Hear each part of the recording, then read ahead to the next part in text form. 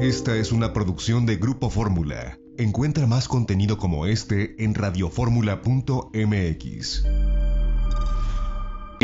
Fin de semana con Jaime Núñez.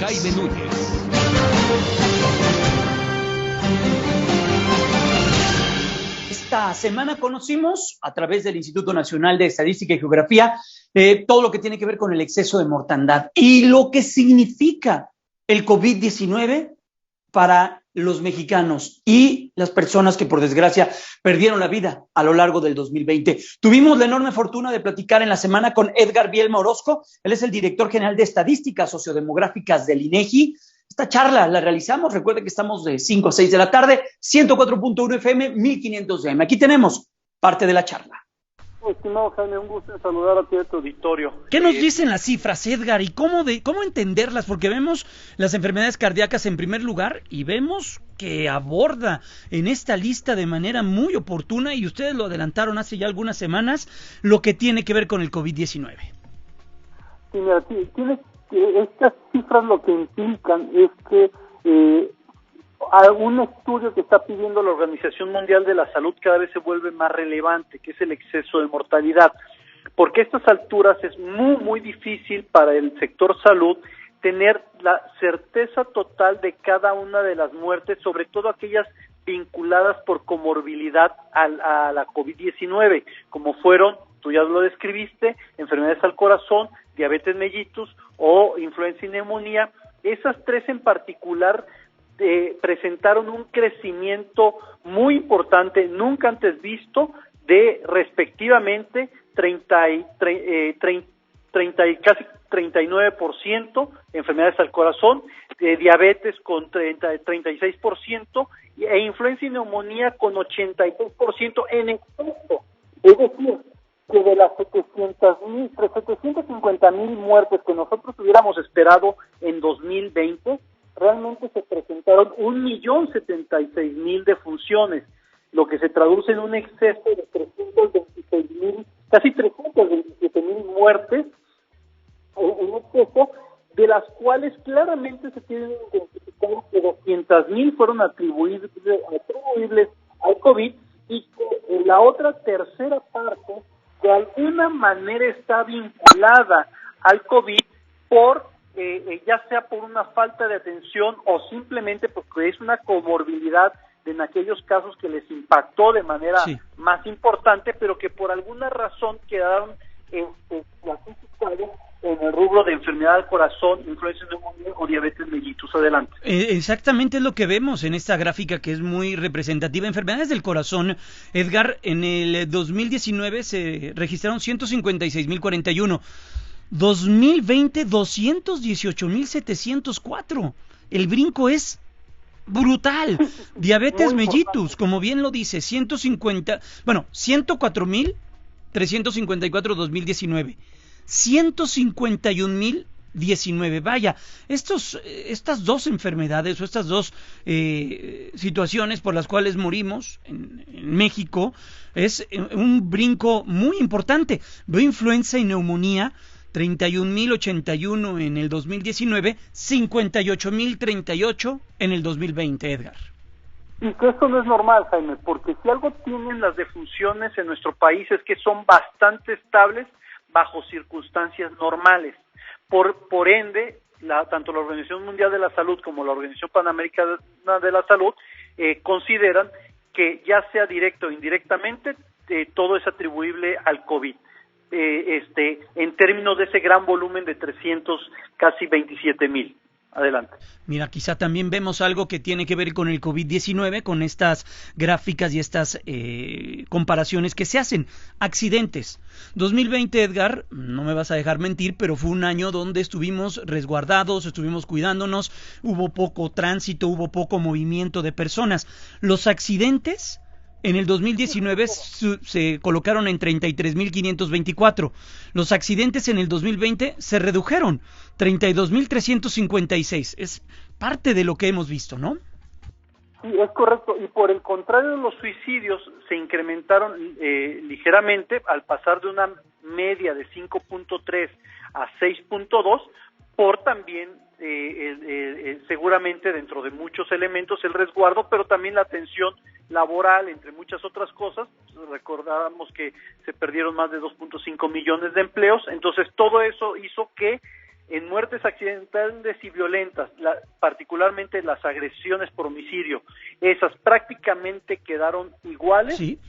Y en el caso de los accidentes inclusive disminuyeron, pero por otro lado en los suicidios se incrementan y ya fuera de eso tú podrás observar que, por ejemplo, muertes por enfermedades del hígado prácticamente se mantuvo similar, aunque evidentemente con su crecimiento respecto también al crecimiento de la población. Las enfermedades cerebrovasculares también mostraron un pequeño incremento, y lo mismo que las enfermedades pulmonares obstructivas crónicas, ¿no? Que pasaron en este caso inclusive se redujeron un poco de 23,000 a 21,900, casi 22,000. Entonces eso también da mucho más elementos de por qué el exceso de mortalidad se debe de considerar la totalidad como parte de un fenómeno que impactó a nuestra población, independientemente si queremos decir que fue porque no llegó al hospital, que porque no lo quisieron atender por la reconversión, o que simplemente porque el médico no tuvo los elementos para haber de manera científica, a través de algún análisis clínico, haber identificado también la causa de COVID dentro de ese fallecimiento.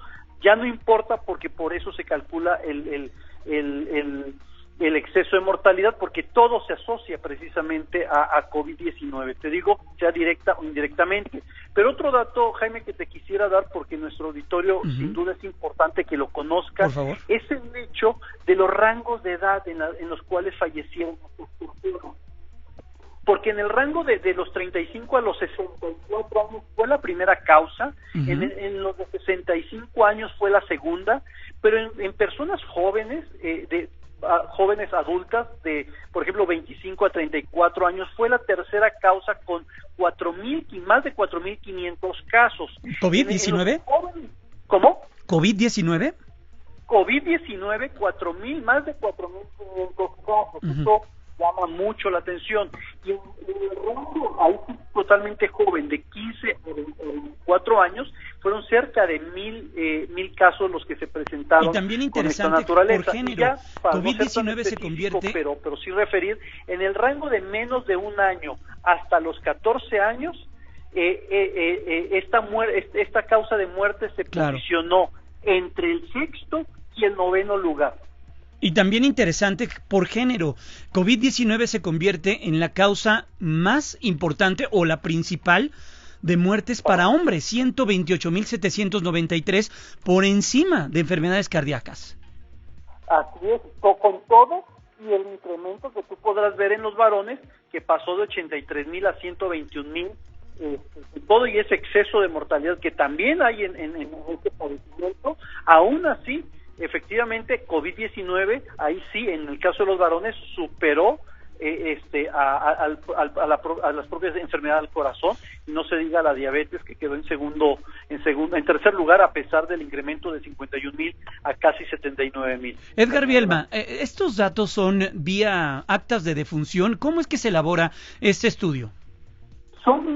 Bueno, primeramente déjame aclarar algo. Esta es la cifra definitiva y oficial de nuestro país. Okay. No hay otra cifra oficial fuera de este.